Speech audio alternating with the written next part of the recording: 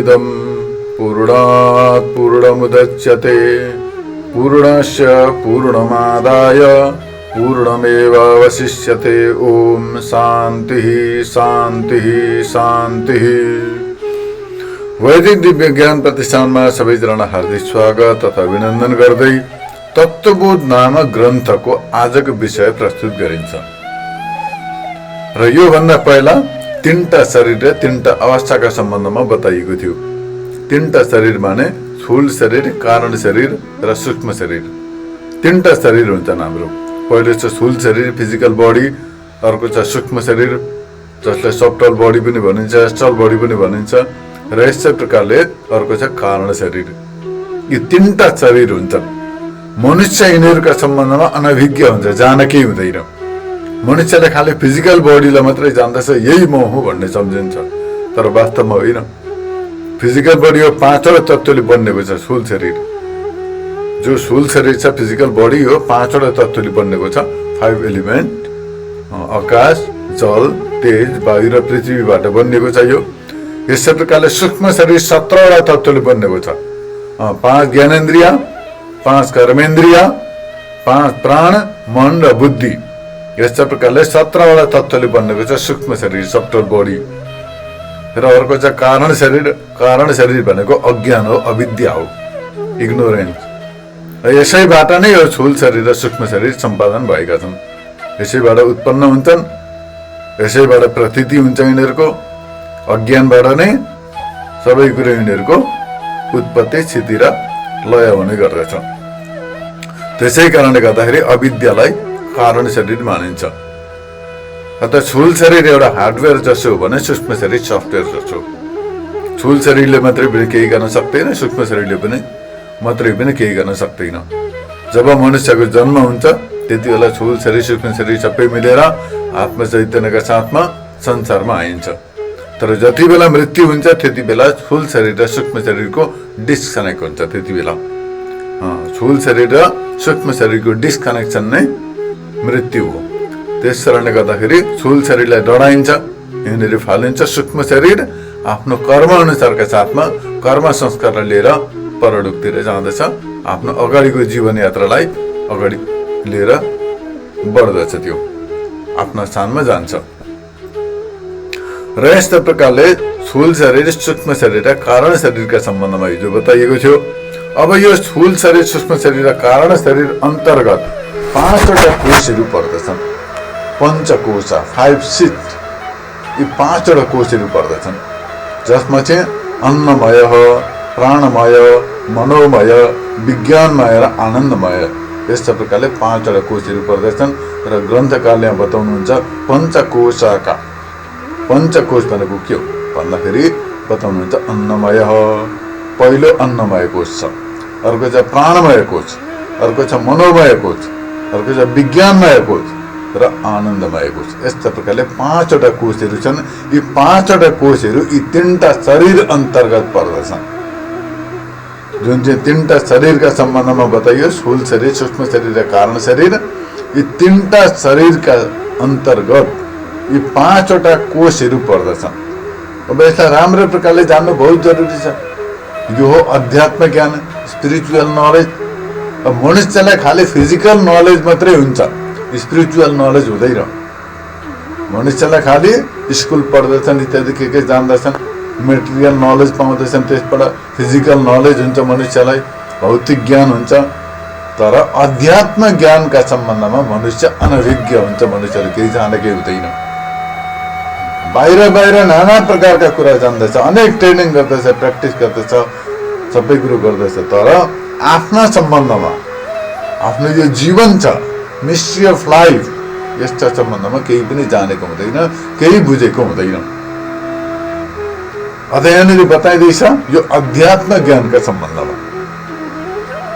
अध्यात्म ज्ञानमा के कस्ता प्रकारले जान्नु पर्ने हो र कस्ता प्रकारले सेल्फ रियलाइजेसन गर्नुपर्ने भन्ने सम्बन्धमा यहाँ बताइँदैछ। अब यहाँनिर 5वटा कोषहरू पर्दछन्। अत्यन्त महत्त्वपूर्ण, अत्यन्त इम्पोर्टेन्ट छ यो। अन्नमय कोष पहिलो छ, अन्नमय कोष। अब यही अन्नमय कोषको मात्रै हामीलाई ज्ञान हुन्छ। अरूको हुँदैन। अरू 4वटा कोषका सम्बन्धमा मनुष्यले केही जानेकै हुँदैन, जान्ने चेष्टा पनि गर्दैन, चासो पनि गर्दैन। त्यस कारणले गर्दाखेरि मनुष्य अज्ञानीको अज्ञानी नै रहिरहन्छ। तर यी 5वटा कोषहरूमा जो पहिलो कोष छ अन्नमय कोष, यो अन्नमय कोष सबैले जानेका हुन्छन्। यो अन्नबाटै उत्पन्न हुन्छ, अन्नबाटै बढ्दछ, अन्नबाटै हृष्टपुष्ट हुन्छ। त्यस कारणले गर्दाखेरि यसलाई अन्नमय कोष भनेको यो फिजिकल बडी जो स्थूल शरीर देखिँदैछ यो अन्नमय कोष हो। अब यहाँ बताइँदैछ अन्नमय कोष के हो त भन्दा अन्न रसेनैव भूत्वान्न रेशेनैव अभिवृद्धिं सम्प्राप्यन्न रूप पृथिव्यं यद् विधीयते सो अन्नमय कोशः। ग्रन्थकार बताउनुहुन्छ अन्नमय कोष के हो भने जो अन्न रसदेखि उत्पन्न हुन्छ, अन्नका रसबाट उत्पन्न हुन्छ। मनुष्यले अन्न खान्छ, पुरुषले अन्न खान्छ, स्त्रीले अन्न खान्छन्, त्यो अन्नबाट रजवीर्य बनिन्छ हो, त्यसको सम्मिश्रणबाट शरीर उत्पन्न हुन्छ। त्यो अन्नैबाट बढ्दछ, फेरि त्यो अन्न रसबाट नै बढ्दछ। माताले गर्भमा भएको बालकका लागि अथवा आफ्ना लागि जो अन्न रसको सेवन गर्दछन्, अन्न खान्छन्, त्यो अन्न गएर डाइजेस्ट हुन्छ भित्र, त्यसबाट रस उत्पन्न हुन्छ। चाहिने कुरो नचाहिने कुरो मलमूत्रका रूपमा बाहिर जान्छ। तर चाहिने कुरो जो रस छ हो त्यो रस चाहिँ भित्र बस्दछ र त्यसले गर्भका बालकलाई र माताका शरीरलाई पनि पोषण गर्दछ, पुष्ट गर्दछ र त्यो अन्नकै रसबाट यो बढ्दछ। त्यस्तै प्रकारले जब जन्मिन्छ, जन्मेपछि पनि त्यसले स्तनपान गर्दछ, दुध पिउँदछ, दुध पनि त त्यो अन्नबाटै उत्पन्न भएको। गाईले पनि घाँसहरू खान्छन्, के खान्छन्, जो खाइन्छ त्यसलाई अन्न भनिन्छ। अद्यते इति अन्नम, जो खाइन्छ सो अन्न हो। त्यस कारणले गर्दाखेरि गाईले पनि आफ्नो आफ्नो अन्न खान्छ। सबै प्राणीहरूको आफ्नो आफ्नो अन्न छ। माछाका लागि पानी नै अन्न हो, त्यहीँनिर उत्पन्न हुन्छ, त्यहीँ बस्छ, त्यहीँनिर जिन्दगी बिताउँछ। त्यसै प्रकारले मसिना कमिलाहरू त्यस्ता कतिवटा माटो खाएर बाँच्दछन्, माटैमा उत्पन्न हुन्छन्, त्यही खान्छन्, त्यहीँ बस्दछन्, त्यो उनीहरूका लागि त्यही अन्न हो। मनुष्यले धान, मकै, गहुँ, जौ, फापर इत्यादि अनेक प्रकारका फलफुलहरू, अन्नहरू, सबै प्रकारका सुविधाहरू जुटाउँदछ र त्यसको सेवन गर्दछ।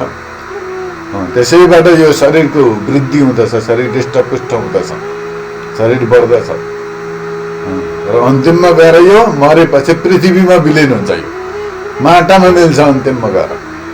मनुष्यले जति खायो पियो हृष्टपुष्ट हो, ठिक छ, जीवनभरि खानु पर्दछ, लाउनु पर्दछ, सब कुरो ठिक, तर आफ्नो लक्ष्य पुरुषार्थ कहिले बिर्सिनु हुँदैन। मनुष्य जीवन के का लागि पाएको भन्ने कुरो कहिले बिर्सिनु हुँदैन। मनुष्य जीवनको लक्ष्य हो मोक्ष, मुक्ति। मुक्ति कसरी प्राप्त हुन्छ, मोक्ष गति कसरी प्राप्त हुन्छ त भन्दाखेरि तत्त्वज्ञानबाट प्राप्त हुन्छ। र त्यो तत्त्वज्ञान कसरी हुन्छ त भन्दा वेदान्त शास्त्रको अध्ययन गर्नुपर्दछ, वेदान्त स्टडी गर्नुपर्दछ, सुन्नु पर्दछ, मनन गर्नुपर्दछ र ध्यान गर्नुपर्दछ। यस्तो प्रकारले ज्ञान, ध्यान र विज्ञान जान्नु पर्यो, पहिला प्र्याक्टिस गर्नु पर्यो र रियलाइज गर्नु पर्यो, अनि मात्रै तत्त्वज्ञान हुन्छ। तत्त्वज्ञान भएपछि, सेल्फ रियलाइजेसन भएपछि मुक्त हुन्छ। यही जीवनको लक्ष्य हो। तर प्राय मनुष्यलाई थाहा हुँदैन जीवनको लक्ष्य के हो, बाटो के हो, कुन बाटो जानुपर्ने हो, के प्र्याक्टिस गर्नुपर्ने हो, के जान्नुपर्ने, केही थाहा छैन। बस पशु जतिकै जीवन बिताइरहेको हुन्छ। त्यसै कारणले गर्दाखेरि हाम्रो भागवत शास्त्रमा बताइएको छ, नायम देहो देह भाजन लोके कष्टान कामान नरहते विडभुजंगे तपो दिव्याम पुत्रकायेन सत्वम शुद्धे तस्मात् ब्रह्म सौख्यम त्वनन्तम। अर्थात यो शरीर चाहिँ पशु प्राणीको जस्तो खाना पिउन, घुम्न, हिँड्न, डुल्नका लागि मात्रै पाएको होइन। यो शरीरद्वारा चाहिँ मनुष्यले तपस्या गर्नुपर्दछ, एकदम ध्यान गर्नुपर्दछ, ज्ञान, ध्यान, विज्ञानको आश्रय लिएर सेल्फ रियलाइजेसन गर्नुपर्दछ र मोक्ष गतिलाई प्राप्त गर्नुपर्दछ, मुक्त हुनुपर्दछ, बन्धन मुक्त। खाना पिउन, बस्न, सुत्न, हिँड्न, डुल्न, कराउन, बोल्न, निदाउन, डराउन, यिनीहरू सबै पशु प्राणीमा पनि बराबरी छन्। मनुष्य र पशुमा केही अन्तर छैन। तर पशु प्राणी पशु योनिमा ज्ञान ध्यान विज्ञान केही पनि पाउन सकिँदैन, केही गर्न सकिँदैन। बस खानु पिउनु बस्नु सुत्नु हिँड्नु डुल्नु कराउनु निदाउनु त्यतिमै पशुको जिन्दगी बितेर जान्छ। तर मनुष्यले चाह्यो भनेदेखि सबै पुरुषार्थहरू सिद्ध गर्न सक्दछ, धर्म पनि गर्न सक्दछ, सम्पत्ति कमाउन सक्दछ, संसारका विषयको सेवन पनि गर्न सक्दछ र मोक्ष गतिलाई प्राप्त गर्न सक्दछ। यी सबै मध्ये मनुष्य जीवनले प्राप्त गर्नुपर्ने हो मोक्ष। मनुष्य जीवनको ह्युमन लाइफको फाइनल एम्स भनेको चाहिँ के हो त भन्दा मोक्ष। त्यस कारणले गर्दाखेरि आफ्नो जीवनको लक्ष्य मुक्ति प्राप्त गर्नको लागि तत्त्व ज्ञान चाहिन्छ। हो त्यो तत्त्व ज्ञान कसरी हुन्छ भन्दा यस्तो प्रकारले हामीले वेदान्तको श्रवण गर्नुपर्दछ, प्र्याक्टिस गर्नुपर्दछ, सुन्नु, प्र्याक्टिस गर्नु र रियलाइज गर्नु। यस्ता प्रकारले डेली गर्नुपर्दछ। एक खेप दुई खेप गरेर काले एकछिन दुईछिन गरेर काले हुँदैन। जहिलेसम्म रियलाइज हुँदैन तहिलेसम्म गरिरहनु पर्दछ। अब यो शरीर के हो त भन्दाखेरि यो साधन हो, एउटा इन्स्ट्रुमेन्ट एउटा। जस्तो प्रकारले हामीले कहीँ जानु पर्यो, जर्मन जानु पर्यो भने प्लेनमा जान्छौँ, त्यो प्लेन के हो वहाँ पुग्ने साधन। त्यसै प्रकारले अब यहाँबाट जानु पर्यो थिम्पू जानु पर्यो भने गाडीमा जान्छौँ, गाडी के हो भन्दा एउटा इन्स्ट्रुमेन्ट हो, एउटा साधन। थिम्पू जाने साधन हो, हिँड्ने साधन। बसमा गए पनि केहीमा हिँडे पनि। त्यसै प्रकारले यो शरीर पनि मोक्ष प्राप्तिको साधन हो। मानुष देह मोक्षकरद्वारा पाइरदेखि परलोक संहार। जसले मनुष्य शरीर रूपी मोक्षको यो द्वार हो, मुक्तिको द्वार हो मनुष्य चोला, अत्यन्त दुर्लभ छ। यो पाएर पनि मोक्ष गतिलाई प्राप्त गर्न सकेन भनेदेखि सो परत्र पछुतावही शिर धुनी धुनी पछुताई। त्यसले मरेपछि अत्यन्त धोका हुन्छ, उसलाई शरीर छुटेपछि अत्यन्त पश्चाताप हुन्छ, अत्यन्त रिग्रेट हुन्छ, अनेक प्रकारका गिल्टी फिल हुन्छ। त्यति बेला मरेपछि हुनुहार भएछ, चौपट भएछ भने जस्तो हुन्छ। जति कमाएको घर दौलत धन जमिन इत्यादि घर त सबै छोडियो, सक्यो, शरीर पनि सक्यो, छुट्यो। अब पायो के अन्तिममा? केही न केही। जीवन त गयो। त्यो भएकालाई बितेकालाई नबितेको बनाउन सकिँदैन। र कालही कर्मही ईश्वरै मिथ्या दोष लगाई। त्यति बेला त्यसलाई दोष दिन्छ, अर्कालाई ईश्वरलाई दोष दिन्छ। मलाई ईश्वरले साथ दिँदैन। अर्को कुरो दोष दिन्छ, भाग्यलाई दोष दिन्छ। मैले चाहेको थियो भाग्यले साथ दिएन, मेरो कर्मै यस्तो रहेछ, भाग्य यस्तो रहेछ भने भाग्यलाई दोष दिन्छ। कसैले ईश्वरलाई दोष दिन्छ, मैले यत्रो पूजा गर्दा ध्यान गर्दाखेरि पनि ईश्वरले हेरेनन् मलाई, यस्तो प्रकारले। र काललाई दोष दिन्छ, समयलाई दोष दिन्छ, समय पाइन अथवा समयलाई साथ दिएन, आफूलाई दोष दिँदैन। मनुष्यको परम मूर्खता यही हो। र यो शरीर जो बडा अद्भुत छ, यसलाई अन्नमय कोष भनिन्छ। अन्नमय कोष, यो अन्नबाट नै उत्पन्न हुन्छ, अन्नबाट नै यसको पालन पोषण हुन्छ, हृष्टपुष्ट हुन्छ र अन्तिममा गएर यो पृथ्वीमा विलिन हुन्छ। यो अन्नमय कोष पृथ्वीमा लय हुन्छ, माटामा मिल्छ। यो यस्तो प्रकारले जान्नु पर्दछ। र यस्तै प्रकारले अब अर्को पनि छ। अब यो शरीरमा अनेक प्रकारका अङ्गहरू छन् सबै। अब यो शरीरबाट अनेक प्रकारका कर्महरू गरिन्छन्। 5 कर्मेन्द्रिय 5 ज्ञानेन्द्रियहरू छन्। यो शरीर एउटा हार्डवेयर जस्तो फुल शरीर, अन्नमय कोष। यसलाई अन्न चाहिन्छ। जस्ता प्रकारले गाडीमा पेट्रोल चाहियो, मोबिल चाहियो, टायरमा हावा लगाउनु पर्यो, कुलेन चाहियो। यी सबै कुरो भएपछि मात्रै त्यो गाडी चल्दछन्। अब करोडौँको गाडी किनेर पनि तिनीहरू छैनन् भने चल्दैन। त्यसै प्रकारले मनुष्य शरीरबाट उत्तम देव दुर्लभ, तर यसलाई पालन पोषण हृष्टपुष्ट स्वास्थ्य राख्नको लागि अन्नको जरुरी पर्दछ। र अन्नैबाट उत्पन्न भयो, अन्नैबाट उत्पन्न भएको। माता पिताले अन्न खाएपछि त्यो अन्नको, माताले खाएको अन्न रज बनिन्छ, पिताले खाएको अन्न, पुरुषले खाएको अन्न वीर्य बनिन्छ। हो त्यसको गर्भधान संस्कारद्वारा सम्मिश्रण भएपछि त्यसबाट शरीर उत्पन्न हुन्छ। बिस्तारै बिस्तारै शरीर उत्पन्न हुन्छ र बढ्दछ, पछाडि गएर जन्मिन्छ, बालक हुन्छ, जवानै हुन्छ, बुढो हुन्छ, अन्तिममा गएर मर्दछ। र त्यो नमरिकन पुरुषार्थ सिद्ध गर्नु पर्यो। आफ्नो एम्स एन्ड अब्जेक्टिभ्सहरू फुलफिल गरिहाल्नु पर्यो बाँचुन्जेलमै। त्यही पनि जवानी छैन्जेलमा बुढो भएर गर्छु भन्न हुँदैन, सकिँदैन। स्वास्थ्यले साथ दिँदैन, बुद्धिले पनि साथ दिँदैन। किनकि शरीर खराब भयो, शरीरको स्वास्थ्य खराब भएपछि दिमागले पनि काम गर्न छोड्छ, दिमागलाई पनि असर पर्दछ। स्थूल शरीरलाई मात्रै असर पर्दैन, सूक्ष्म शरीरलाई पनि असर पर्दछ। त्यस कारणले गर्दाखेरि यो शरीर अत्यन्त महत्त्वपूर्ण छ। अन्नमय कोष भनिन्छ यसलाई, अन्नमय कोष यो जान्नु पर्दछ। यो शरीर हो अन्नमय कोष। अब अर्को छ प्राणमय कोष। यस्तै प्रकारले अरू छन् 4वटा कोष, अर्को छ प्राणमय कोष। प्राणमय कह ग्रन्थकारले बताउनुहुन्छ प्राणादि पञ्च अवयव। अब यहाँ बताउनुहुन्छ प्राणादि पञ्च वायु, 5 प्रकारका वायु छन्। वायु माने हावा, सास। 5 प्रकारका छन् प्राणहरू। जो चेस्ट छ नि, ब्रेथ, जो प्राण जो छ, ब्रेथ जो छ, त्यो चाहिँ 5 प्रकारको हुन्छ। अब यसमा बताइएको छ भागादि इन्द्रिय पञ्चकम च मिलित्वा प्राणमय कोश। अब प्राणमय कोषमा के पर्दछन् त भन्दाखेरि प्राण त 5वटा छँदैछन्, 5वटा प्राण त छँदैछन् यसमा। त्यसमा भागादि इन्द्रिय माने 5वटा कर्मेन्द्रिय पनि मिलाइदियो। त्यसमा 5वटा प्राणका साथमा 5वटा कर्मेन्द्रिय पनि मिलाइदिँदाखेरि प्राणमय कोष हुन्छ। प्राणमय कोष भन्नाले 5वटा प्राण पनि छन्, साथसाथमा 5वटा कर्मेन्द्रिय पनि मिलाइदिनु पर्दछ। त्यो दुईटै मिलाएर प्राणमय कोष हुन्छ, जसमा चाहिँ प्राण, अपान, समान, उदान र व्यन यी 5वटा छन्। 5वटा प्राणमय कोषमा पर्दछन्। 5वटा प्राण के हुन्छ भन्दाखेरि प्राण पहिले छ प्राण। प्राण हुन्छ हृदयमा, हृदय प्राण गुदे पान समानु नाभिमण्डले उदान कण्ठदेश स्यात् ध्यान सर्व शरीर। त्यस कारणले गर्दाखेरि बताउनुहुन्छ प्राणादि पञ्च, तर्थ प्राण 5वटा हुन्छन्। यो सबै प्राणद्वारा हुन्छ। यो सबै हामीले शरीरमा जति अन्न खान्छौँ पिउँछौँ त्यो सबै त्यसलाई अपरेट गर्ने, डिभाइड गर्ने, त्यसलाई सिस्टमेटिक ढङ्गले छानछानमा पुर्याउने सबै प्राणको काम हो। त्यो प्राणद्वारा नै चल्दछ सबै। त्यो इनर गभर्मेन्ट, हाम्रो शरीरभित्रको जुन चाहिँ सिस्टम छ त्यसलाई सबैलाई अपरेट गर्ने काम चाहिँ त्यसले गर्दछ।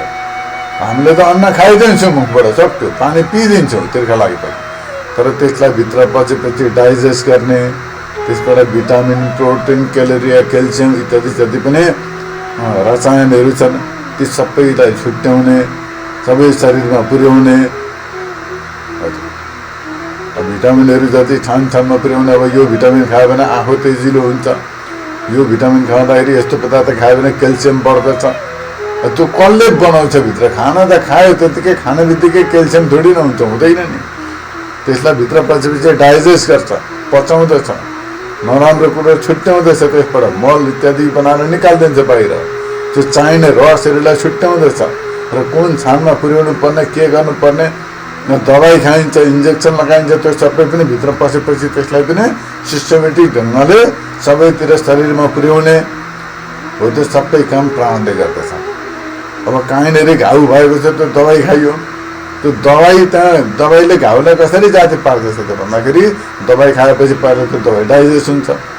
डाइजेस्ट भएपछि त्यसबाट पाउने जो तत्त्व छ, दबाई औषधि जो छ, त्यसलाई त्यो घाउमा पुर्याएर त्यो घाउ ठिक गर्ने, त्यसलाई भर्ने काम पनि प्राणैले गर्दछ। त्यो हामीले त दबाई खाइदिउँ, तर त्यो दबाई खाने बित्तिकै त हुँदैन नि त, त्यो डाइजेसन पर्यो। खाने बित्तिकै उल्टी भयो अथवा डाइरिया भएर चट्टै निस्क्यो मुनिबाट भने सक्यो, काम गरेन त्यसले। तर त्यो खाएपछि त्यो डाइजेस्ट गराउने, भित्र त्यसलाई छुट्याउने इत्यादि पुर्याउने सबै काम गर्ने, त्यो घाउ भर्ने काम सबै प्राणले गर्दछ। त्यस कारणले गर्दाखेरि प्राण यति इम्पोर्टेन्ट कुरो हो र यो प्राणलाई 5 भागमा बाँडिएको छ। प्राण 5 भागमा बाँडिएको छ। प्राण चाहिँ हृदयमा हुन्छ, अर्को छ अपान नाभिमण्डलमा हुन्छ। त्यो नाभिमण्डल भनेको तल पेटमा, स्टोमकमा, पेटमा मुनिपट्टि उँधो भागमा, पेटको तल्लो भागमा अपान वायु हुन्छ। र त्यसले के काम गर्दछ त भन्दा अपान वायुले जो पेटमा मैला दैला जे पनि छ सबै बाहिर निकालिदिन्छ। पेटभित्र चाहिँ टट्टी पिसाब हुन्छ, त्यस्तै प्रकारले अरू पदार्थहरू पनि हुन्छन्। त्यस्तै प्रकारले त्यहाँनिर अब गर्भवती नारीको गर्भ पनि हुन्छ, बच्चो पनि हुन्छ, बालक। टाइम भएपछि ती सबैलाई बाहिर निकाल्ने काम गर्दछ त्यो अपान वायु। जो प्राणको जो दोस्रो भाग हो अपान, त्यसले पेटमा भएका सबै वस्तुहरूलाई बाहिर निकाल्ने काम गर्दछ। यस्तै प्रकारले तेस्रो भाग छ समान नाभिमण्डले, नाभिमण्डलमा छ समान भाग, त्यो नाभिमा छ। समानो नाभिमण्डले, यस्तो प्रकारले यहाँनिर नाभिमण्डलमा छ समान वायु र त्यसले सबै जति खाएको पदार्थ इत्यादि गर्ने, पदार्थलाई पचाउने इत्यादि गर्ने, छान्ने, त्यो सबै कामहरू गर्दछ त्यसले। र यस्ता प्रकारले तेस्रो भाग छ फेरि अब प्राण अपान समान व्यान र उदान र अर्को उदान कण्ठदेश छ। अब उदान छ 14 भागका हाँटीमा चाहिँ जो भोइसको काम गर्छ, बोल्ने इत्यादि गर्नेमा त्यसले सहयोग पुर्याउँदछ, सहायता पुर्याउँदछ। र यस्तै प्रकारले व्यान सर्व शरीर, व्यान नाम गरेको वायु सारा शरीरमा हुन्छ। जहाँ शरीरमा अलिकति कमिलाल्टोको हुने सुन्निन्छ, फुल्लिन्छ, हो त्यो सबै। र यस्तै प्रकारले उपप्राण पनि मान्दछन्। अब छ देवदत्त, धनञ्जय, किर्कट इत्यादि छन्, तर तिनीहरूलाई यहाँनिर उल्लेख गरिएको छैन। र यहाँनिर प्राण जो छ नि सास 21,600 पल्ट चल्दछ 24 घण्टामा। हामीले 24 घण्टामा कतिपल्ट सास फेर्छौँ भन्दा 21,600 पल्ट, 21,600 त्यति पल्ट हामीले सास फेर्दछौँ 24 घण्टामा। अब हो त्यसले सबै चलिरहन्छ। अब त्यो चलेको चलकै गर्दछ। निदाउँदाखेरि पनि इन्द्रिय, मन, बुद्धिहरू सबै आत्मामा लीन हुन्छन्। त्यति बेला अज्ञानको वशीभूत हुन्छन्, तर प्राण चलिरहन्छ। निदाका मान्छेमा पनि प्राण कन्टिन्यू 24 घण्टा 24 आवर्स नबिसाइकन प्राण चलिरहन्छ। अरू इन्द्रियहरू बिसाउँछन् निन्द्रामा, मस्त केही गर्दैनन्, आनन्दसँगले निदाएका बेलामा सबै लीन हुन्छन्, लय हुन्छन्, तर प्राण चलिरहेको हुन्छ। प्राण लय भयो भनेदेखि त गोविन्दाय नमः नमः स्वाहा हुन्छ। त्यस कारणले गर्दाखेरि प्राण कन्टिन्यू चलिरहन्छ, त्यो कहिले पनि बिसाउँदैन। एउटा अर्को कुरो के छ भने प्राण कहीँ पनि आसक्त हुँदैन। इन्द्रियहरू आसक्त हुन्छन् विषयमा। इन्द्रियहरू जो रूपमा आसक्त हुन्छ, आँखो जो चक्षु इन्द्रिय छ त्यो रूपमा आसक्त हुन्छ। चक्षु इन्द्रिय एउटा राम्रो रूप देख्ने बित्तिकै त्यहीँ हेरेको हेरै गर्दछ। घ्राण इन्द्रिय गन्धमा आसक्त हुन्छ, नाक सुगन्ध सुँग्न पायो भने त सुँगिरहने त्यतैतिर लाग्दछ। राम्रो शब्द मधुरहरू सङ्गीतहरू सुन्न पायो भने कान त्यतैपट्टि आसक्त हुन्छ, त्यसैमा लयहरू हुन्छ, तल्लीन हुन्छ। यस्तै प्रकारले नरम स्पर्श गर्न पायो भने छाला त्यसैमा मग्न हुन्छ। तर प्राण कहीँ पनि आसक्त हुँदैन, केहीमा आसक्त हुँदैन। राम्रो खाए पनि नराम्रो खाए पनि, जे जस्तो खाए पनि, जे भेटे पनि त्यसले डाइजेस्ट गर्छ, काम गर्छ, चलिरहन्छ, काम गरिरहन्छ, त्यो चलिरहन्छ एकदमै। र प्राण यस्तो प्रकारको अत्यन्त महत्त्वपूर्ण, यसलाई क्रिया शक्ति भनिन्छ। मनुष्यका पासमा दुईटा शक्ति हुन्छन्, एउटा हुन्छ ज्ञान शक्ति, अर्को हुन्छ क्रिया शक्ति। क्रिया शक्ति भनेको एक्टिभिटिज पावर। त्यसले गर्दाखेरि क्रिया जति पनि कामहरू गर्दछौँ, क्रियाकलापहरू कर्महरू गर्दछौँ, त्यो सबै प्राणबाट नै सम्पन्न हुँदछन्। यस्तै प्रकारले अर्को चाहिँ ज्ञान शक्ति, बुद्धि भयो प्राण शक्ति, प्राण भयो क्रिया शक्ति। यस्ता प्रकारले जान्नु पर्दछ।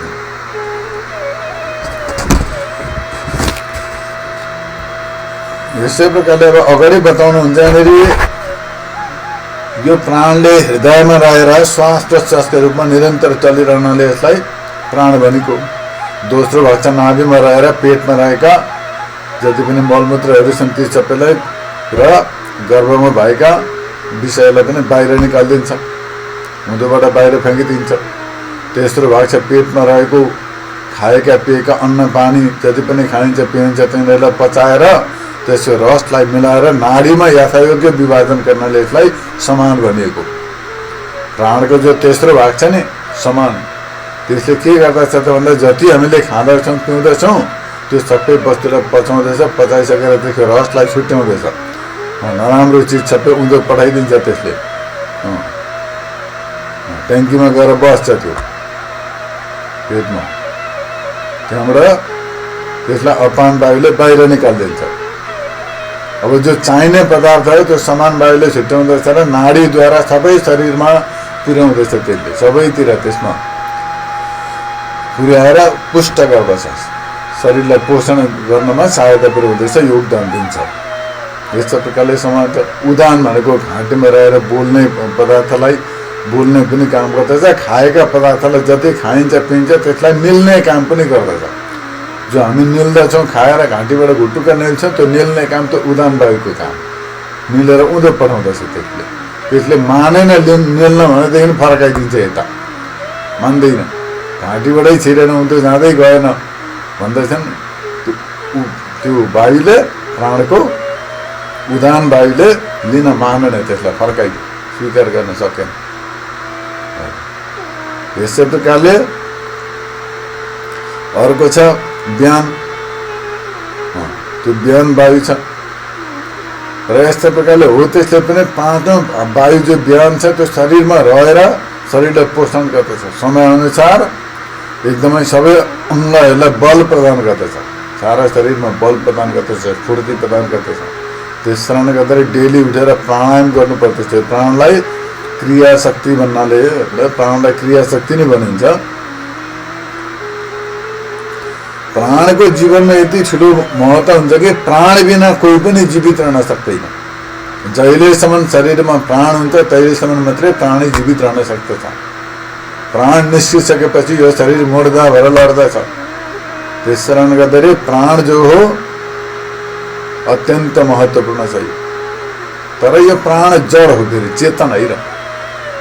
यो प्राण जो हो जड हो, चेतन होइन। त्यस कारणले गर्दाखेरि प्राण पनि आत्मा होइन, प्राणलाई आत्मा मानिँदैन, यसलाई कुनै ज्ञान हुँदैन, प्राणलाई जड हो।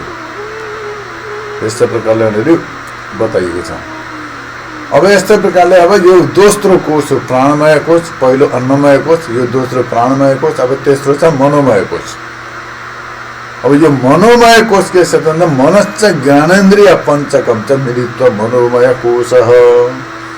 मनोमय कोष के हो भने मनका साथमा 5वटा ज्ञानेन्द्रिय मिल्दाखेरि मनोमय कोष हुन्छ। मन छ एउटा र अरू 5वटा ज्ञानेन्द्रिय छन्। 5 सेन्स अर्गन जो छन्, 5वटा ज्ञानेन्द्रिय, चक्षु इन्द्रिय, श्रोत्रेन्द्रिय, घ्राणेन्द्रिय, त्वगेन्द्रिय, रसेन्द्रिय, यिनीहरू जति पनि 5वटा ज्ञानेन्द्रिय र एउटा मन मिल्दाखेरि मनोमय कोष हुन्छ। यो पञ्चकोष मध्येमा तेस्रो कोष हो मनोमय कोष। र यस्तै प्रकारले यो मनोमय कोष यो कस्तो छ त म र मेरो यस्तो प्रकारको व्यवहार गरिन्छ। यही हो मनोमय कोष। म र मेरो भन्ने खालको जो व्यवहार सम्पादन हुन्छ त्यो मनोमय कोष। म मेरो भन्ने त भइरहेको हुन्छ, सबै जति पनि बाहिरका वस्तुहरू छन् तिनीहरूलाई मेरो भनिन्छ। म भनिन्छ आफूलाई, शरीरलाई पनि म भन्दछन्। यस्तै प्रकारले प्राणलाई पनि म भन्दछन्, इन्द्रियलाई, मनलाई, बुद्धिलाई। यस्तै प्रकारले म भन्ने जुन चाहिँ कल्पना छ, म भन्ने जुन व्यवहार हुन्छ त्यो मनको स्वभाव हो, त्यो मनको नेचर हो त्यो। र यस्तै प्रकारले अन्नमय कोष र प्राणमय कोषमा व्याप्त भएर 5 ज्ञानेन्द्रियका साथमा एकाकार भएर रहेको हुन्छ। यो मनोमय कोष कहाँ बस्दछ त भन्दाखेरि अन्नमय कोष र प्राणमय कोषमा व्याप्त भएर 5 ज्ञानेन्द्रियका साथमा एकाकार भएर रहन्छ। यस्तो प्रकारले बसेको हुन्छ मन। अब यो मन आफ्नो विषयमा लागेको छ भने मात्रै ज्ञानेन्द्रियद्वारा त्यो विषयको ज्ञान हुन्छ। मनको भूमिका कति छ भने यहाँ बुझ्नु पर्दछ। अब आँखाले केही कुरो देखिँदैछ, मन पनि त्यहाँ लागेको छ भने मात्रै त्यो आँखाले देखेको विषयको ज्ञान हुन्छ। अब आँखाले हेरिरहेको छ घामलाई, तर मन अर्कातिर पुगेको छ भने त्यो घामको ज्ञान हुँदैन। त्यही भएर त मान्छेले बाटोमा हिँड्दा ठेस लाग्छ, गाडी एक्सिडेन्ट हुन्छ। आँखाले त हेरिरहेको छ नि, भिर भए त जानु हुँदैन भनेर, तर मन अर्कातिर छ, त्यहाँदेखि जान्छ कमरे झर्छ।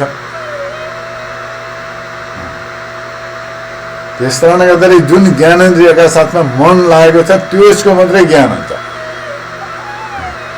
अब आँखाले हिँड्दैछ बाटोमा, आँखाले हेरेर बाटो हिँड्दैछ, तर त्यति बेला त्यो मन त्यो बाटोमा लागेको छ भने राम्रो प्रकारले बाटोमा कुनै घटना हुँदैन, केही हुँदैन, अगाडि बढ्दैछ।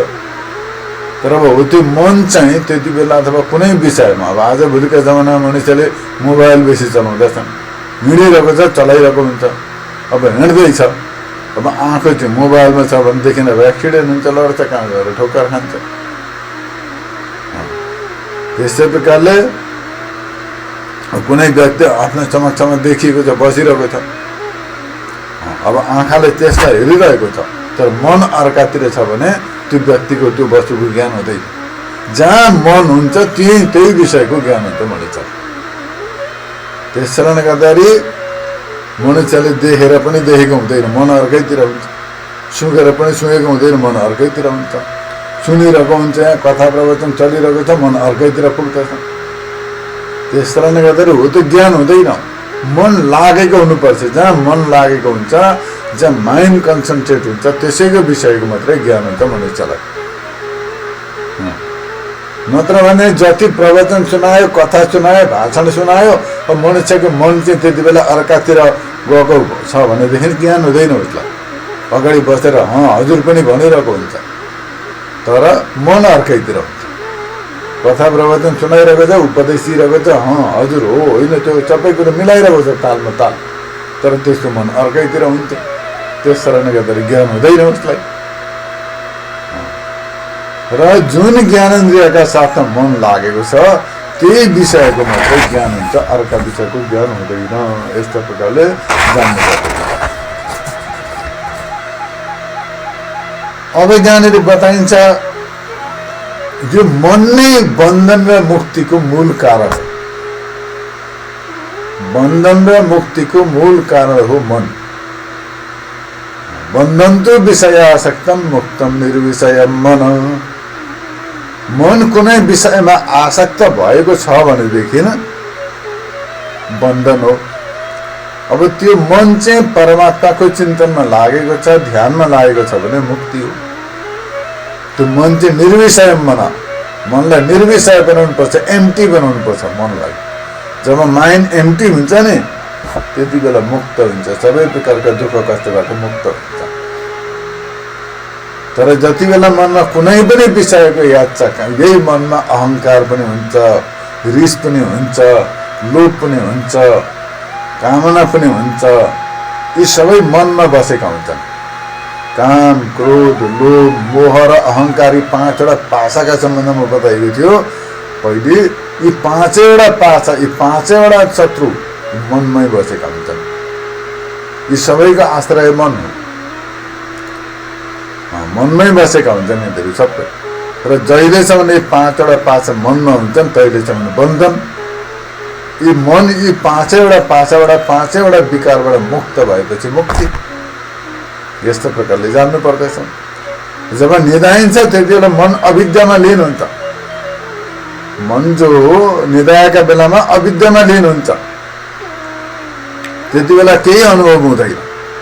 मन अविद्यामा लीन भएपछि, अज्ञानमा लीन भएपछि केही अनुभव हुँदैन।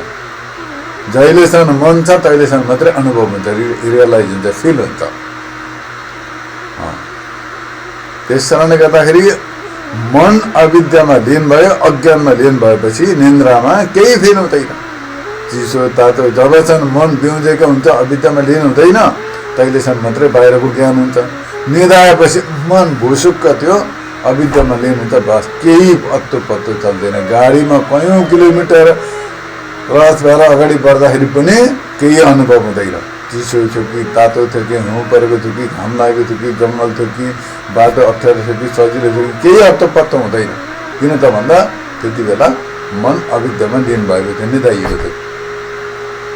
जब त्यो मन बिउजिन्छ अविद्याबाट विकसित हुन्छ, जाग्दछ, त्यति बेला कहाँ आइपुग्यो, के भयो, कस्तो भयो, सबै अनुभव हुन्छ। तर त्यो अनुभव पनि मनबाटै हुन्छ। र यस्तो प्रकारले सपनामा पनि कुनै वस्तु हुँदैन। सपना देखिन्छ नि, त्यो सपना देखेको बेलामा कुनै पनि वस्तु हुँदैन, तर त्यो मनमा जो संस्कार बसेको छ, कन्सेप्ट माइन्ड भन्छ, त्यति बेला जुन त्यहाँनिर पहिला देखेका सुनेका विषयहरूको जुन संस्कार बसेको छ, हो त्यही नै विषयवस्तुहरूको त्यो मनमा अनुभव हुन्छ। सपना अनुभव मात्रै हो, केही वस्तु हुँदैन सपनामा।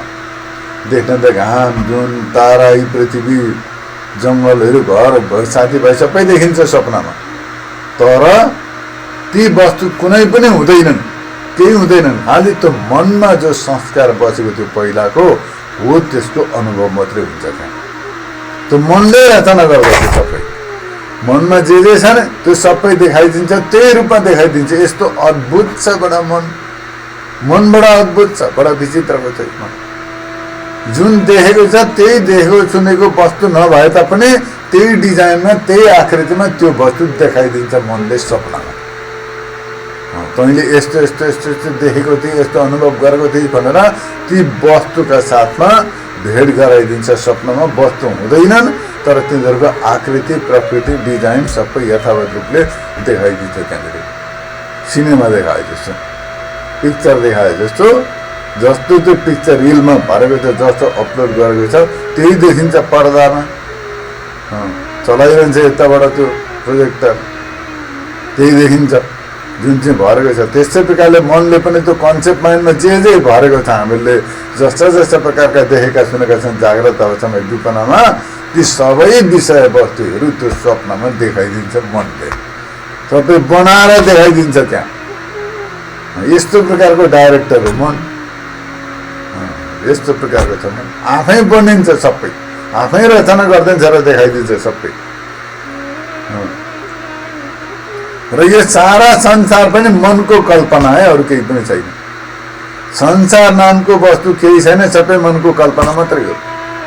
जति रिलेसनहरू छन्, जति रिलेटिभ्सहरू छन्, ती पनि सबै मनकै कल्पना हुनेहरू छ।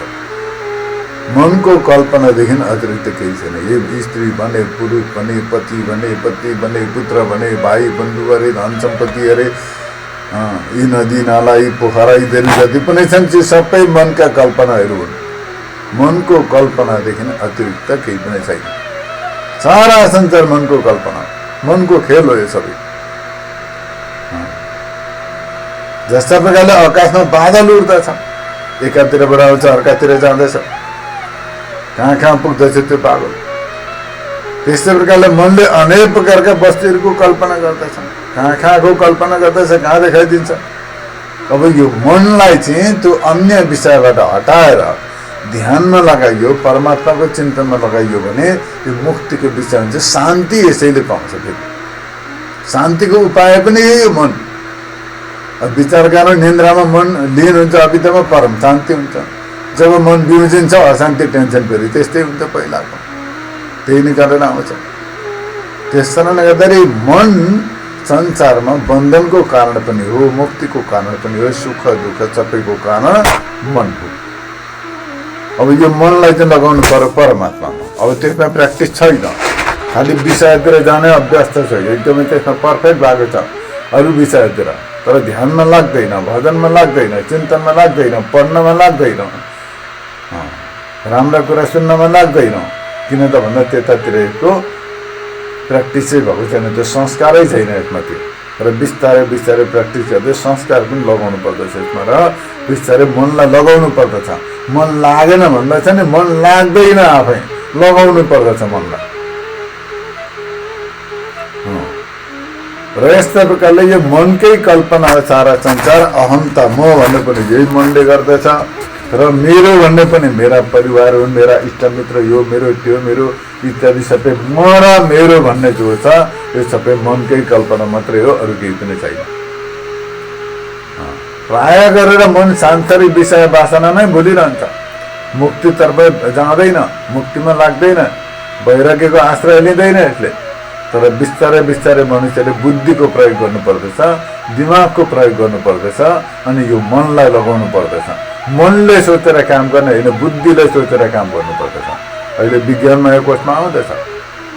त्यस कारणले गर्दाखेरि स्थूल सूक्ष्म विषय, शरीर, वर्ण, आसन, जाति आदि भेद तथा गुण, क्रिया र फल यी सबै मनकै कल्पना मात्र हुन्। यी संसारका विषयका आफ्नो अस्तित्व छैन केही पनि, तर मनद्वारा नै कल्पना गरिएका छन् र मन त्यसमा लाग्दछ। र यसै कारणले गर्दाखेरि विवेकी जनहरूले, बुद्धि भएका विद्वान जनहरूले मनलाई जान्दछन्। मनलाई कन्ट्रोल गर्न सकिँदैन, मन बसमा छैन भन्छ नि, त्यो मन बसमा हुँदैन, त्यसलाई जान्नु पर्दछ। मन के हो, मन भन्ने कुरो के हो भनेर यसरी जानेपछि मन आफै बस्नुहुन्छ, माइन्ड कन्ट्रोल हुन्छ आफै। तर यसलाई जबरजस्ती पक्रेर यसलाई बसमा गर्छु, लगाउँदैछु भन्यो भने चाहिँ हुँदैन।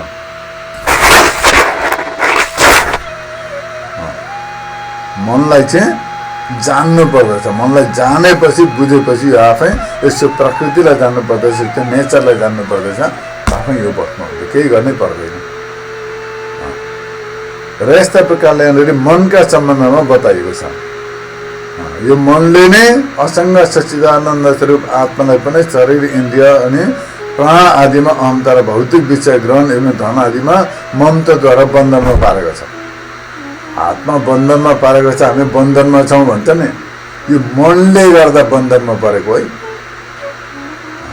बन्धनमा परियो, बन्धनमा छु भन्छ नि, परेको छैन बन्धनमा, मुक्तै छौ, तर मनले पार्यो, मनले कल्पना गर्यो, बन्धनको कल्पना गर्यो, त्यसमा पर्यो। त्यस कारणले गर्दाखेरि ज्ञानी जनहरूले यो मनलाई नै अज्ञान हो भनेर बताएका छन्। अविद्या, अज्ञान भनेको मन नै हो।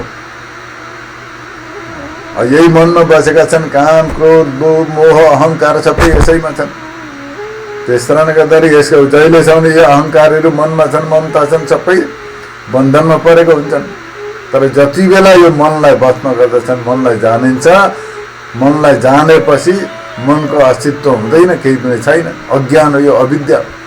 ज्ञानको प्र्याक्टिस गर्दै गएपछि अज्ञान नष्ट हुन्छ, अज्ञान नष्ट हुने बित्तिकै मन पनि नष्ट हुन्छ, मन पनि सकिन्छ।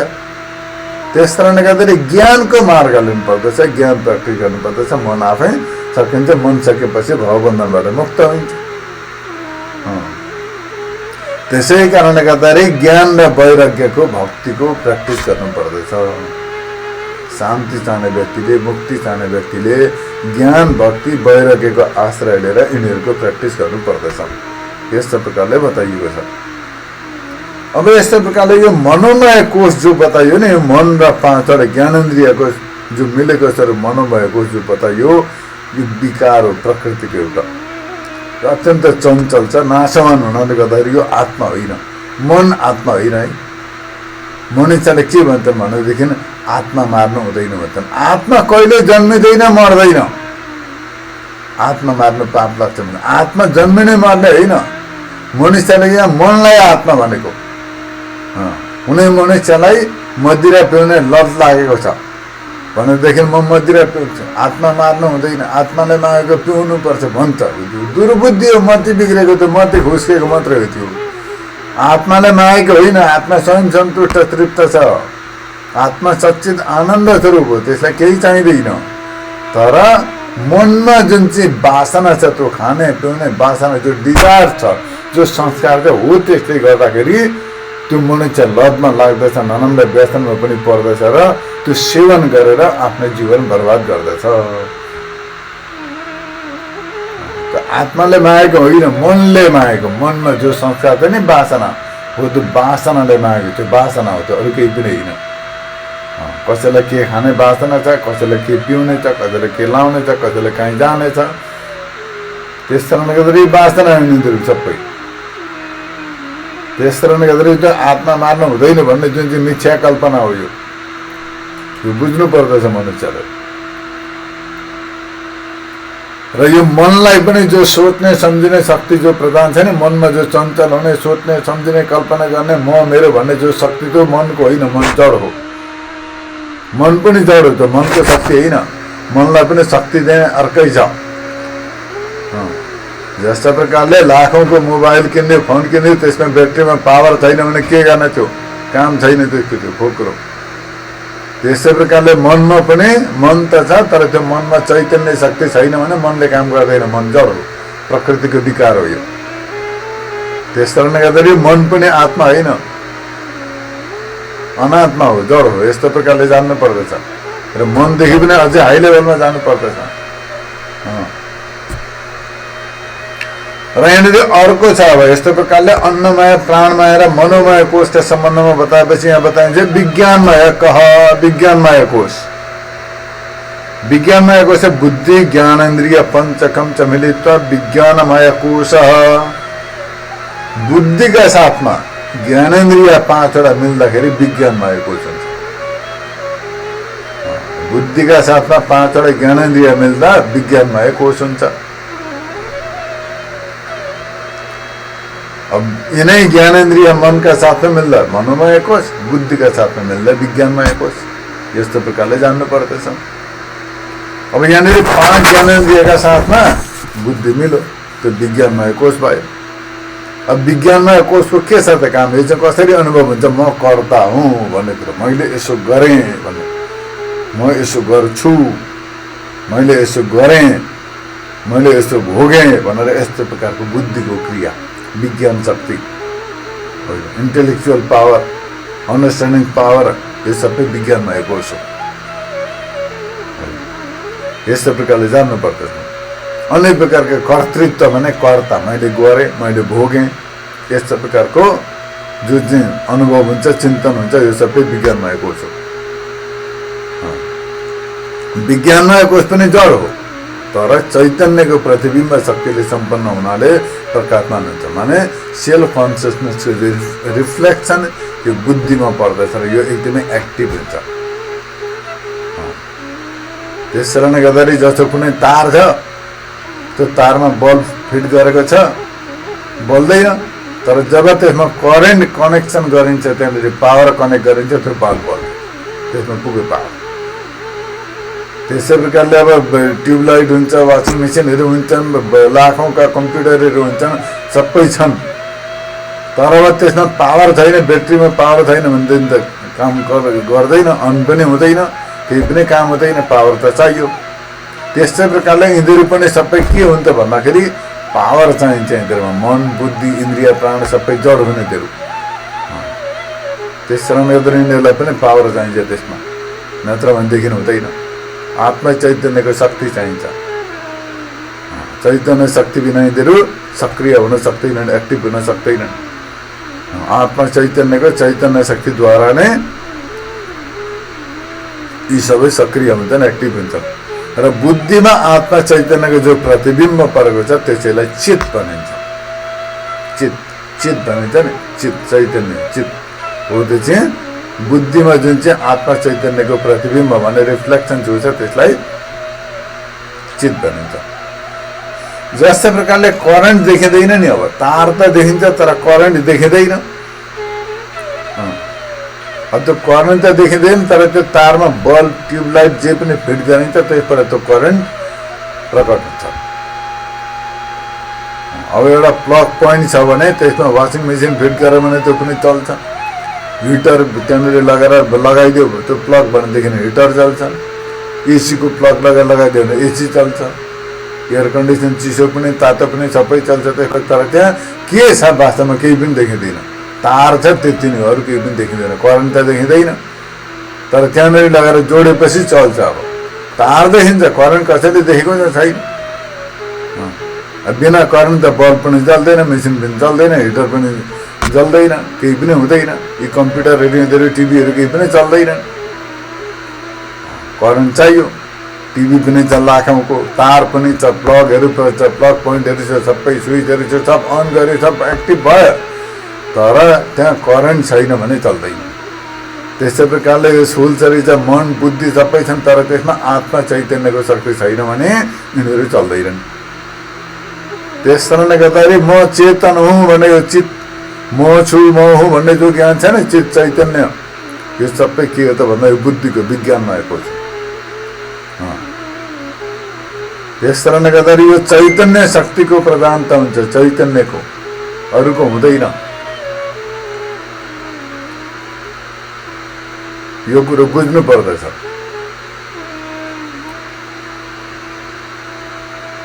र यस्ता प्रकारले अध्यात्म ज्ञानको प्र्याक्टिस गर्नु पर्दछ। अब यहाँनिर उदाहरण एक दुईवटा लियो। अब एउटा फलाम छ, फलामले पोल्यो भन्दछन्, फलामले पोल्दैन नि। फलामको पोल्ने धर्म होइन, फलामले पोल्दैन त रडहरू जुनले पा त्यसरी पोलिहाल्दैन, पोल्दैन। तर जुन फलाम तातेको छ त्यसले मात्रै पोल्छ। भन्नुको मतलब त्यो आगैले पोलेको, फलामले पोलेको होइन। फलामलाई जुन चाहिँ आगोको रिफ्लेक्सन जो छ, आगोको प्रतिबिम्ब जो छ त्यसले पोलेको। अब एउटा फलाम छ, त्यसले यसो गर्दा त बोकेर हिँडिरहेको छ, हातमा तलवार होला, कसैले खुर्पा कञ्चा केही पनि बोकेको होला, त्यसले त पोल्दैन। तर जब त्यो भुङ्ग्रामा तताइन्छ त्यति बेला पोल्छ। भन्नुको मतलब त्यो भुङ्ग्राको जुन चाहिँ आगो अग्नि तत्त्व त्यो खुर्पामा आयो, केही समयको लागि कच्चामा आयो, कुनै पनि रडमा आयो, तात्यो, त्यसमा तातेपछि त्यो आयो, त्यसले पोल्यो, आगैले पोलेको, अरूले पोलेको होइन। दुधले पोल्यो, पानीले पोल्यो भन्छन्, दुधले पनि पोल्दैन, पानीले पनि पोल्दैन, पोल्छ आगैले पोल्छ। दुध पानीले पोल्छ कहिले, दुधले पोल्थ्यो भनेदेखि त कहिले दुनै नसक्ने गाईलाई पोल्ने थियो, दुधले पोल्दैन। तर जब त्यो दुध तताइन्छ, तताउँदाखेरि त्यो दुधमा आगोको रिफ्लेक्सन त्यसमा पर्दछ अनि पोल्दछ। त्यो तातेपछि त्यो आगो हो नि त पोल्ने चाहिँ। जुन चाहिँ तातो छ दुधमा, पानीमा भए पनि, फलाममा भए पनि, सुन चाँदीमा जेमा भए तापनि जो तातो हो त्यो तातो हो अग्नि, आगै हो त्यो तातो। आगैको भिन्न भिन्न रूप हो त्यो, त्यसैले पोलेको, आगैले पोलेको। फलामले पोलेको पनि होइन, दुधले पनि होइन, पानीले पनि होइन, घिउले पनि होइन। तर कुनैमा टेम्परेचर हाई हुन्छ, कुनैमा कम हुन्छ, त्यो अलग कुरो। तर पोल्छ आगैले। तर के भनिन्छ त भन्दा फलामले पोल्यो, दुधले पोल्यो, पानीले पोल्यो, घिउले पोल्यो, अनेक प्रकारले व्यवहार गरिन्छ। तर वास्तवमा पोलेको आगैले हो। यस्तो प्रकारले भनिन्छ। यस्तै प्रकारले बुद्धिले, मनले, इन्द्रियले जो देखिँदैछ, बुद्धिले म कर्ता हुँ, म भोक्ता हुँ भन्ने अनुभव गरिँदैछ, मनले कल्पना गरिँदैछ मेरो मेरो भनेर, म भनेर, इन्द्रियले देखिँदैछ, सुनिँदैछ, हिँडिँदैछ, नाना प्रकारका व्यवहार गरिँदैछ। यी सबै शक्ति, इन्द्रियमा हिँड्ने डुल्ने खाने पिउने शक्ति, मनमा सोच्ने म मेरो भन्ने शक्ति, बुद्धिमा कल्पना गर्ने शक्ति, सोच्ने म कर्ता भोक्ता भन्ने यस्तो प्रकारको शक्ति, डिसिजन लिने शक्ति, सबै शक्ति चाहिँ आत्म चैतन्यको। जस्तो प्रकारले बल्बमा, ट्युबलाइटमा, कम्प्युटरमा जो चाहिँ पावर छ त्यो त करेन्टको हो। त्यस्तै प्रकारले यी सबै इन्द्रियहरूमा, मन बुद्धिमा जुन चाहिँ शक्ति छ, जुन चाहिँ पावर छ, सोच्ने सम्झिने शक्ति, त्यो सबै सेल्फ कन्सियसनेस, आत्म चैतन्यको शक्ति हो। यो यिनीहरूको आफ्नो शक्ति होइन, आफ्नो पावर होइन यो। जस्तो प्रकारले ट्युबलाइट बल्ब भन्दाखेरि त्यो बल्बको त्यो पावर उसको होइन, ट्युबलाइटको, त्यो चाहिँ करेन्टको हो, त्यो अर्कै छ त्यो शक्ति, त्यसले गर्दा बलेको त्यो। त्यस्तै प्रकारले बुद्धिले सोच्यो म कर्ता, मैले यसो गरेँ उसो गरेँ भनियो, तर त्यो जो शक्ति छ त्यो कल्पना गर्ने, सोच्ने शक्ति, डिसिजन लिने शक्ति हो, त्यो सबै आत्मा चैतन्यकै शक्ति हो। यस्तो प्रकारले जान्नु पर्दछ। अब यो बुद्धिमा जो म क्रिया हुँ, म कर्ता हुँ, म शरीर हुँ, म इन्द्रिय हुँ, म प्राण हुँ, म विद्वान हुँ, म मूर्ख हूँ, म धनी हूँ, म गरिब हूँ, म स्त्री हूँ, म पुरुष हूँ, म पिता हूँ, पुत्र हूँ, यस्तो प्रकारले म हुँ भनेर अनेक प्रकारका नाम रूप क्रिया वस्तुहरूलाई लिएर अहङ्कार गरिन्छ। यी जति पनि छ नि इगो, म धनी हूँ, गरिब हूँ, स्त्री हूँ, पुरुष हूँ, विद्वान हूँ, मूर्ख हूँ, धनी हूँ, यस्तो प्रकारको ठुलो हूँ, अनेक प्रकारका कल्पना जो गरिन्छ यी सबै अहङ्कार हुन्, इगो। यिनीहरू सबै के हो त भन्दा यो विज्ञानमय कोषको हो। यो विज्ञानमय कोषको हो, यो सबै आत्माको होइन, यो सबै विज्ञानमय कोषको हो। यस्तो प्रकारले जानु पर्दछ।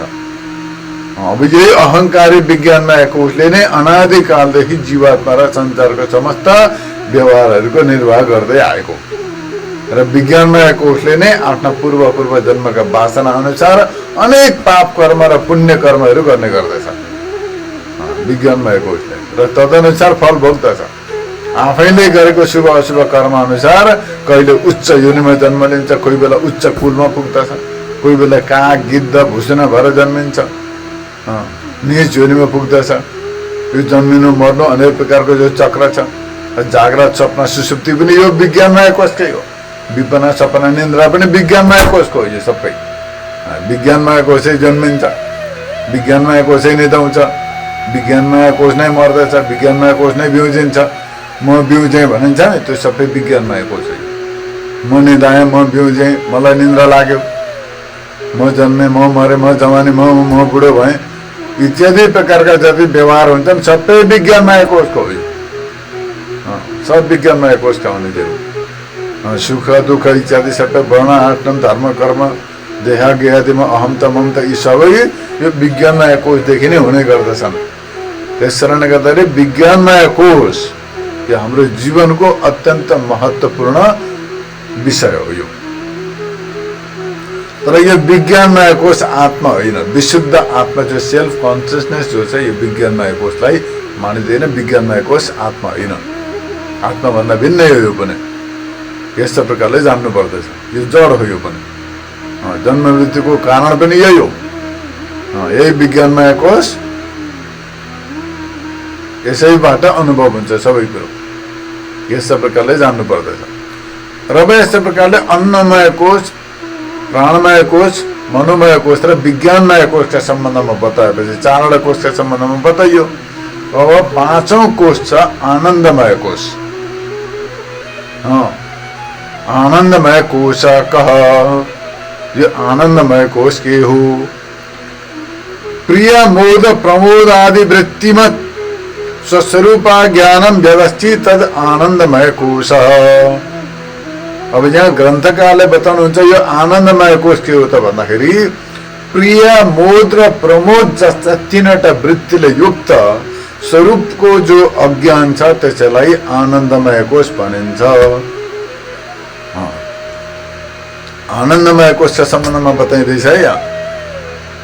प्रिय मोद र प्रमोद 3 प्रकारका वृत्तिले युक्त जो छ त्यसलाई आनन्दमय कोष भनिन्छ। जो अज्ञान छ, स्वरूपको अज्ञान, 3टा वृत्तिले युक्त जो स्वरूपको आफ्नो अज्ञान जो छ त्यसलाई आनन्दमय कोष भनिन्छ। एतद कोशम पञ्चकम च मदीयम शरीरम। मेरो शरीर, मदीया प्राण मेरो प्राण, मदीया मन मेरो मन, मदीया बुद्धि मेरो बुद्धि, मदीयम अज्ञानम यो मेरो अज्ञान महीद्वारा जानिन्छ इत्यादि यस्ता प्रकारको अनुभव हुन्छ।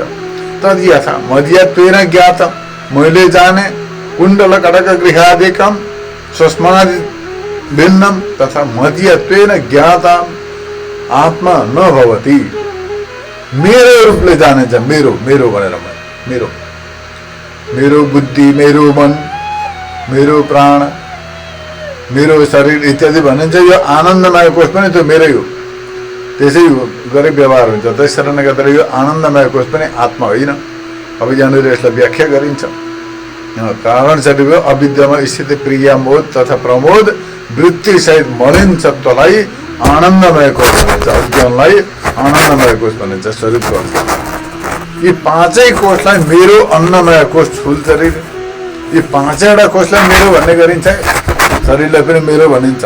मेरो मेरो शरीर, म शरीर भनिँदैन। त्यस्तै प्रकारले इन्द्रियलाई मेरो भनिन्छ। मेरा इन्द्रिय, मेरो प्राण, मेरो मन, मेरो बुद्धि सबै मेरो भनिन्छ।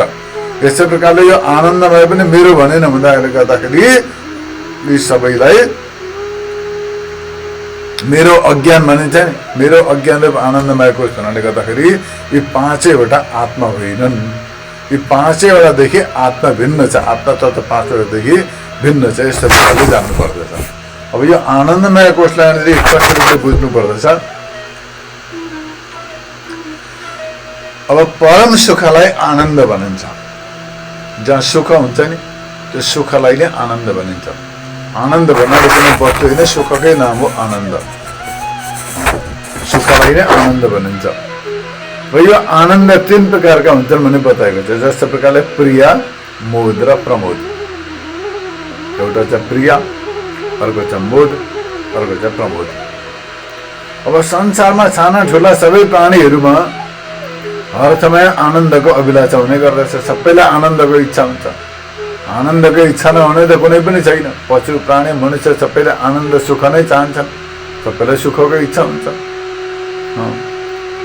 र त्यस्तै प्रकारले सबैमा सुखको अनुभूति पनि हुन्छ, थोरै थोरै सबैमा।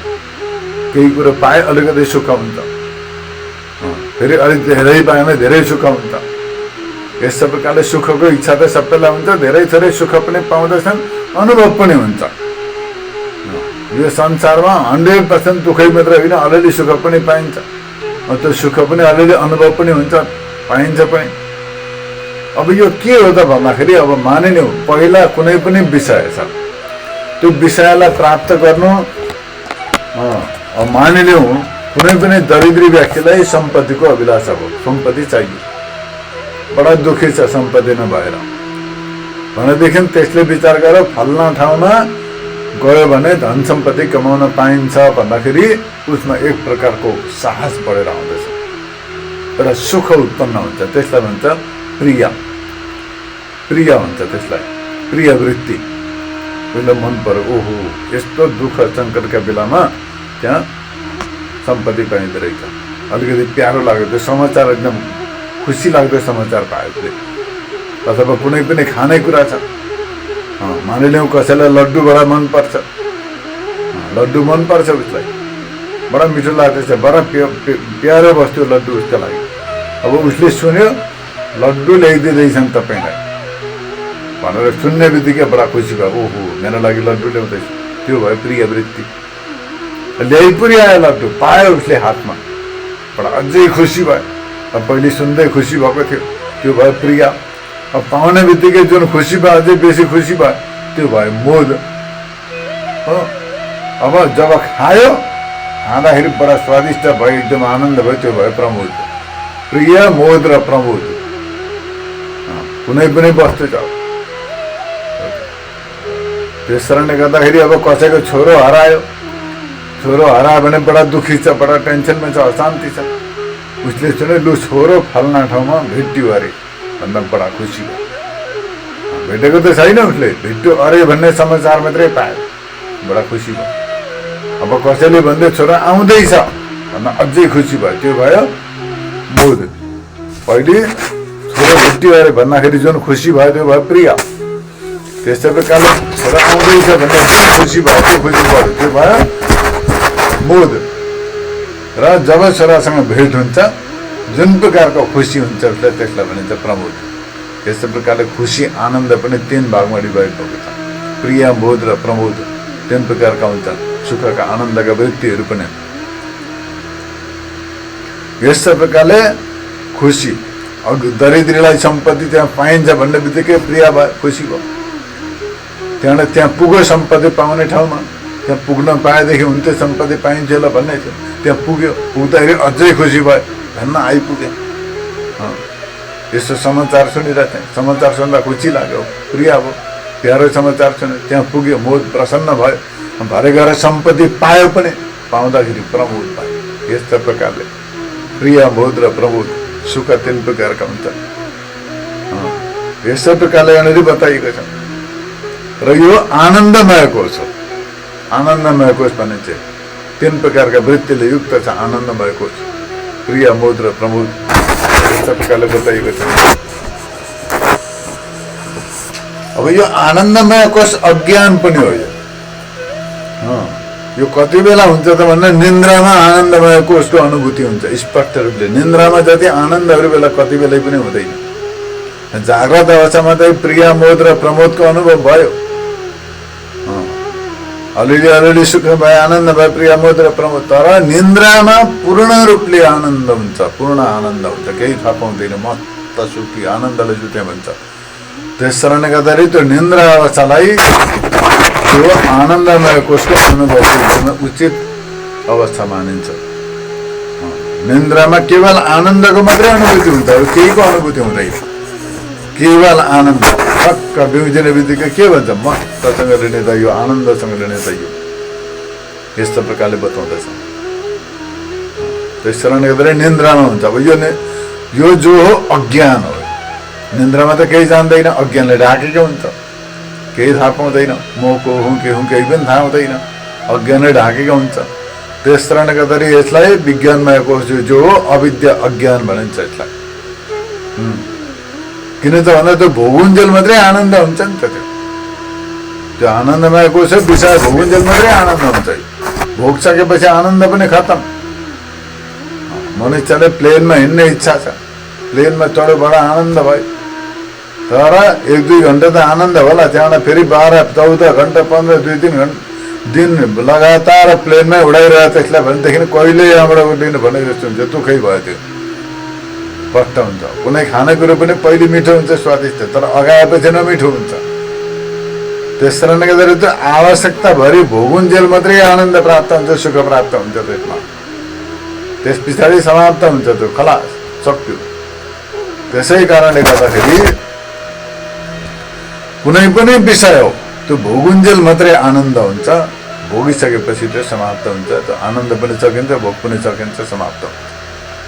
त्यस कारणले गर्दा आनन्दमय कोषलाई पनि परम आनन्द, आत्माको आनन्द, सुख भन्न सकिँदैन। यो पनि जड हो, अनात्मा हो, यो आत्मा होइन। यस्तो प्रकारले जान्नु पर्दछ।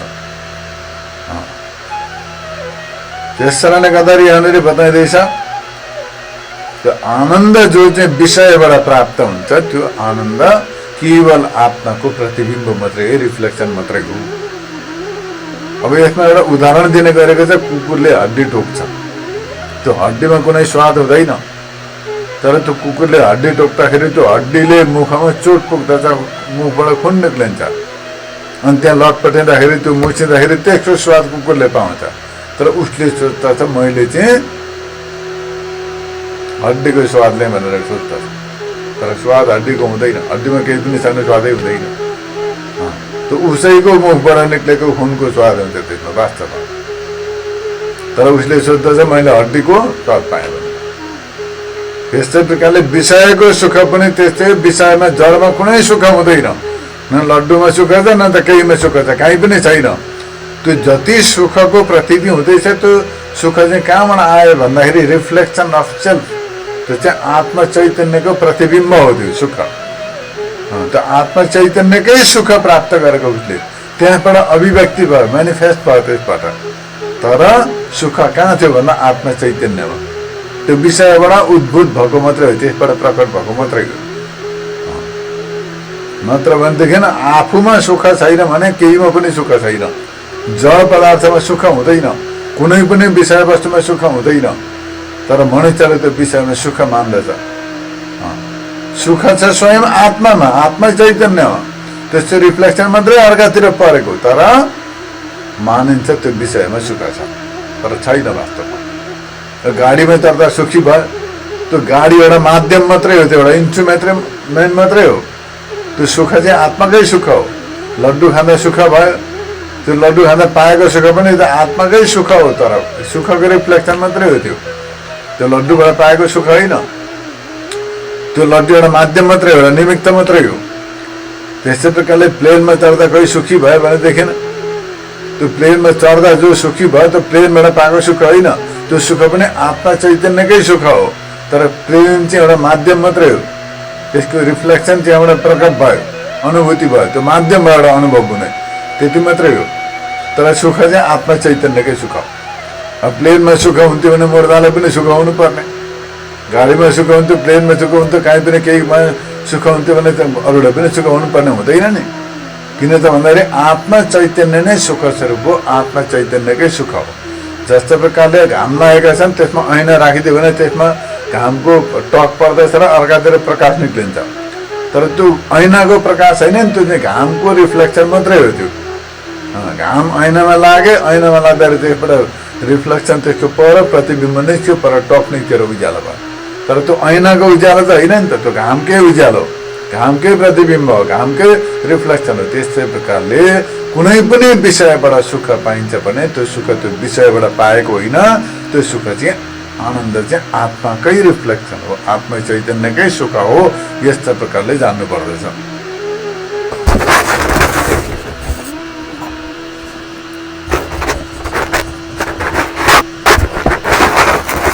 र यस्ता प्रकारले आनन्दमय कोषका सम्बन्धमा बताइयो। र यी 5वटा कोष जो छन्, 5वटा आत्मा होइनन्, 5वटा सबै अनात्मा हुन् र मेरो शरीर, मेरो प्राण, मेरो मन, मेरो बुद्धि र मेरो अज्ञान यस्ता प्रकारले सबै प्रकारका कोषहरूलाई मेरो भनेर जानिन्छ। र अज्ञान पनि त मेरो अज्ञानताले गर्दाखेरि, मेरा मूर्खताले गर्दाखेरि यस्तो भएको भन्ने जानिन्छ नि। त्यो अज्ञानको पनि त साक्षी हो। त्यस कारणले गर्दाखेरि यी पाँचैवटा कोष, यी पाँचैवटा जो छन्, अन्नमय, प्राणमय, मनोमय, विज्ञानमय, पाँचवटा कोष आत्मा होइनन्, सबै अनात्मा हुन्। त्यस कारणले गर्दाखेरि यहाँनिर बताइएको छ, आफूलाई म शरीर मान्दछ मनुष्यले, कसैले प्राण मान्दछ, कसैले म भोको प्यासो यस्तो प्रकारको मानिन्छ, कामी क्रोधी लोभी यस्तो प्रकारले आफूलाई मन मानिन्छ, यस्तो प्रकारले सुखी दुखी मूर्ख विद्वान अनेक प्रकारले मानिन्छ आफूलाई, होइन। तर वास्तवमा हो भने यी सबै के हो त भन्दा शरीर, प्राण, मन, बुद्धि र अज्ञान यी सबैलाई नै मेरो भनेर मानिन्छ र यी सबैको धर्म हो। जन्मिने मर्ने शरीरको काम, क्रोध, लोभ, मोह, अहङ्कार मनको स्वभाव हो। भोग, तिर्खा इत्यादि प्राणको स्वभाव हो। कर्तृत्व, भोक्तृत्व, कर्ता पनि भोक्ता पनि, विद्वता, मूर्खता सबै विद्वानको, यो सबै बुद्धिको स्वभाव हो। र सुख अलिअलि अनुभव हुने, त्यस्तो प्रकारले अज्ञानी छु म, यस्तो प्रकारको आनन्दमयको स्वभाव हो। यी सबै अनात्मा हुन्, यिनीहरू आत्मा होइनन्। र यस्तो प्रकारले यी सबैदेखि भिन्न जो छ त्यो हो आत्मा, सबैको साक्षी, यी सबैको साक्षी, सबैको विटनेस त्यो आत्मा हो। त्यस कारणले गर्दाखेरि यी पाँचैवटा कोषलाई आत्मा मानिँदैन, यी पाँचैवटा कोषहरू अनात्मा हुन् भनेर जान्नु पर्दछ। यी पाँचैवटा कोषहरू अनात्मा हुन् र योदेखि भिन्न आत्मा छ। अब आत्माका सम्बन्धमा बताइन्छ।